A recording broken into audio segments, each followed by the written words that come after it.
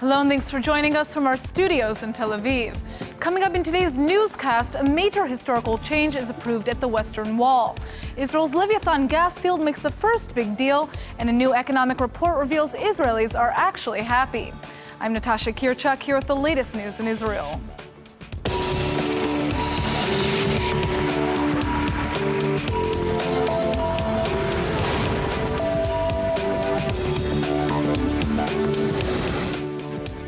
The Israeli cabinet has approved a historical move to allow mixed-gender prayer at the Western Wall. Activists are celebrating across the country, even though ultra-Orthodox lawmakers are against the decision. The landmark agreement will officially set aside an egalitarian prayer space at the Western Wall, which has long been under Orthodox control. Plus, the government will build a new plaza for the area, which will be adjacent to the Orthodox prayer plaza. The move has won praise from Reform and conservative Jews alike across the world. The Women of the Wall movement led the way to the major change, and several of its leaders have already gathered near the wall to mark their victory. I'm here after the historic decision today that we will be moving forward with an expansion of the Kotel to include a southern end of that wall that will be an open area for everybody to come and pray. For me, this is an extremely joyful day.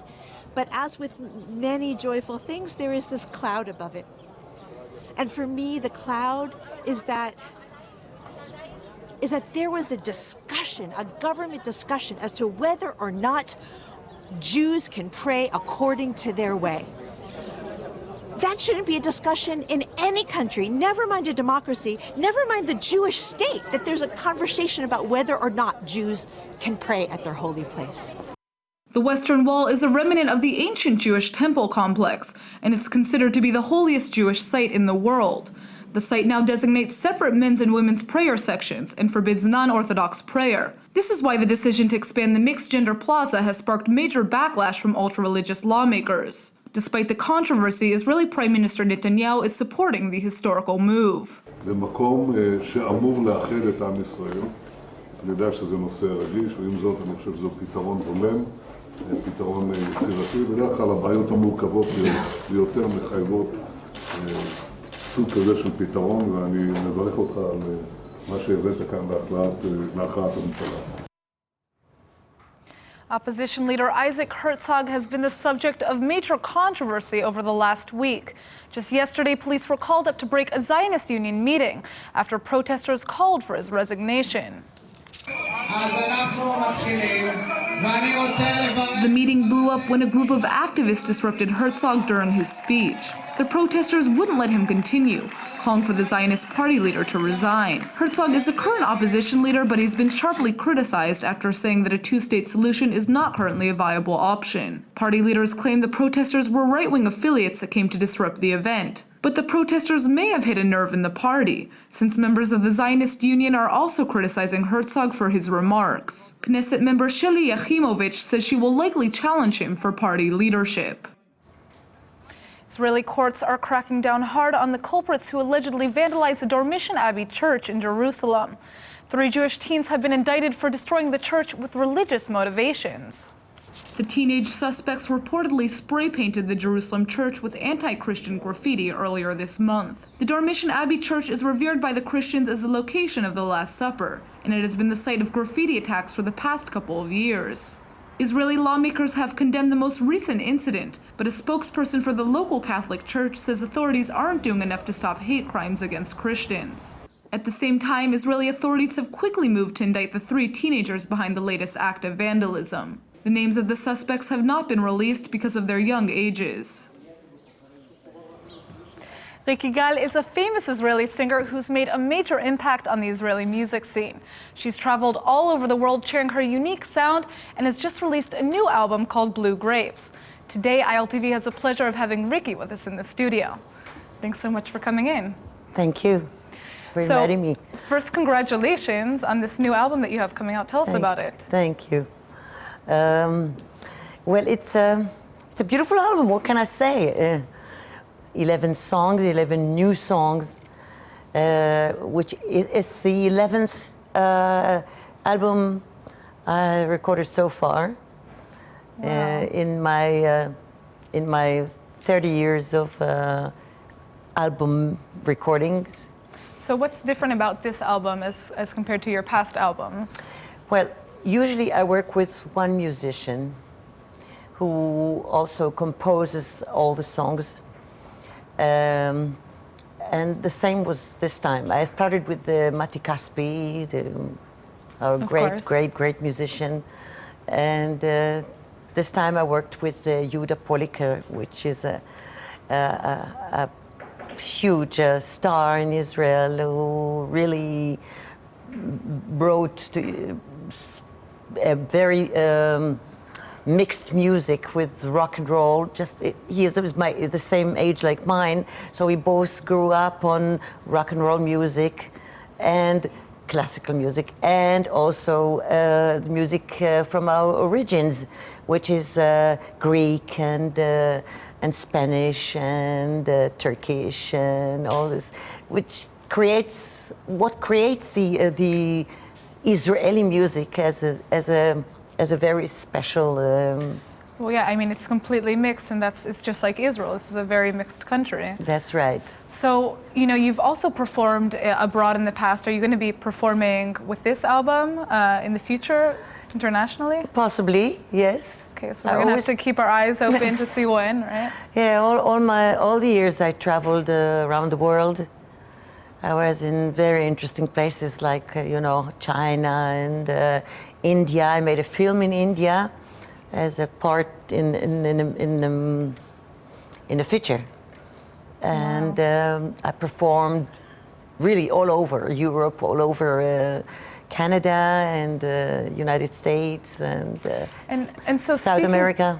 Right, and so you told me that you also performed as Evita, which is a huge thing because I'm Argentinian and I love Evita. Yeah, I did several main roles in theater plays and musicals like Les Miserables and Chicago and Ghetto. That I started with Ghetto as very interesting career I had. So performing abroad as an Israeli artist is kind of an interesting phenomenon, right? Because there's this BDS movement that exists, and a lot of artists are trying to share their music worldwide, but they kind of are facing this backlash that exists.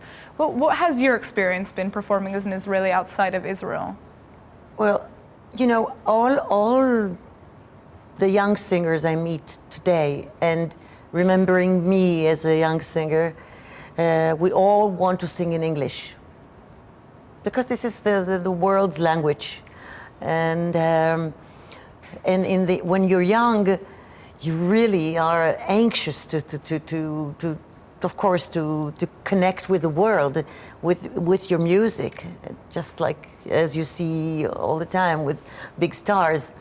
But when you grow up in the profession in Israel, then something changes in you naturally. That I fell in love in Hebrew when I was in New York. I studied in New York 4 years and performed there, and I naturally felt that I dream, think, and feel in Hebrew. And this I didn't want to lose. And then I came back here and then started recording seriously on all my albums. And I realized how connected I am mentally and spiritually with my language. Yeah, to the language, of course. Yeah. So performing as an Israeli outside of Israel, what is that experience? Do you get any negative feedback because you're Israeli? No. Usually Israelis that go to perform in other states, they perform for the Jewish community, for the Israeli communities that are now very large in many places, like Los Angeles, for example, or even New York. I performed in the Carnegie Hall, and the place was full of Israelis, so and some Americans, Jews, of course. So there's no problem. It's all natural. Right now we're seeing, the scrambling of art and music and politics. People are trying to connect artists with their political views and kind of show that to the public to get feedback. And my question for you is, how related should your music and should your artwork be with Israeli politics? Do you think that you need to be giving an opinion about, the Israeli political situation? I don't think, I feel. And if I write a song, is of course it's coming from what I see around me, the views of my country, plus all the terrible events that are happening so many years. I performed in 4 wars to the soldiers while they were fighting, and all over. So it's only natural that if I write a song, it will come out of my feelings to what's happening around me. And even though I'm not really a politician or think politics, but I feel politics. I feel it as every human being feels with his environment. And recently I wrote a song that's in my new album, and there's a line says that on both banks, on both sides of the river, we all know that Mother loves us heroes. And someone said to me, "Oh, don't you think that you'll create some controversy?" Yes, and some people saying, "Oh, she loves Arabs, or she understands them, or she's a left side," but it's not. It's from my human translations to what I feel, and it's inevitable that we'll of course write and say and speak about politics, about what's happening in our country, which is not a very easy way to live, and I felt it for many years. But also there's a magic. There's a magic in this. Because it makes you create so much. It makes you want Absolutely. to create, and there's so much creativity in this country, and so many songs and singers and painters and writers, and we all want to say what we feel, of course. Exactly. So on that note, where can we see you next in concert? Oh. In fact, this coming Friday, the 5th of February, we'll perform in Zappa Herzliya, which is a very beautiful, big club, and I'm very happy. Please come. Well, absolutely. I would love to go. I would love to hear this new album, and I think the entire world is excited to hear what you've just created. And it's amazing to see how you've influenced Israeli music and the history of this country. So thank you so much for coming in. Thank you. And everybody go listen to her new album. Thank you very much. It looks like the developers of Israel's massive Leviathan natural gas field have signed their first big deal. They'll be providing $1.3 billion worth of the liquid gold to both Israeli and Turkish companies. The Israeli Edeltech Group has purchased 6 billion cubic meters of gas with its Turkish partner Zorlu Energy. The gas will be supplied over the next 18 years to 5 different power stations in Israel, 2 of which are completely new. Together, the 5 energy hubs are slated to produce 10% of the power demand in the Israeli economy. The exact quantity of gas purchased by Edeltech and its Turkish partner will be adjusted according to the size of the plants the partners build. The Leviathan gas field reportedly contains about 22 trillion cubic feet of natural gas, and it's expected to transform Israel into Middle Eastern energy powerhouse.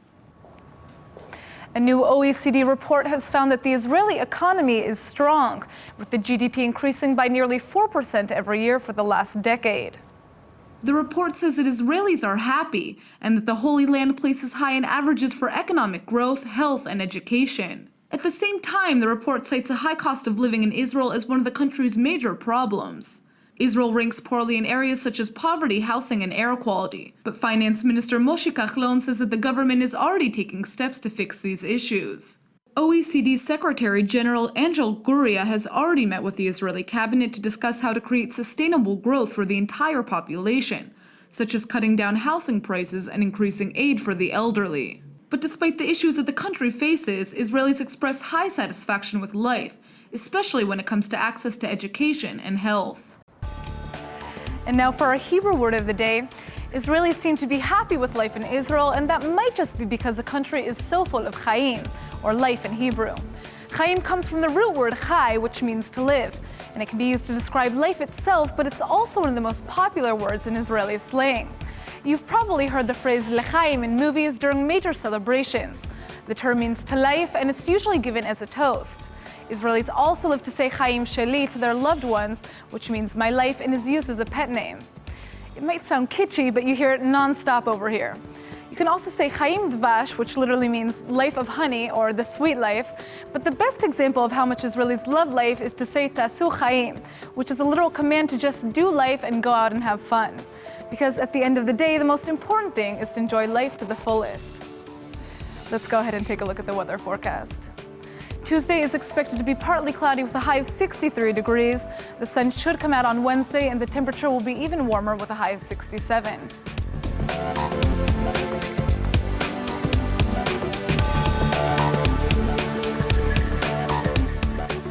All right, everybody, that's it for today's news. Today's exchange rate is 3.95 shekels to the American dollar. Remember to sign up for our daily newsletter at ILTV.tv, and don't forget to check out our evening update every night at 5 p.m. Eastern Time. Thanks for watching, and we'll see you tomorrow.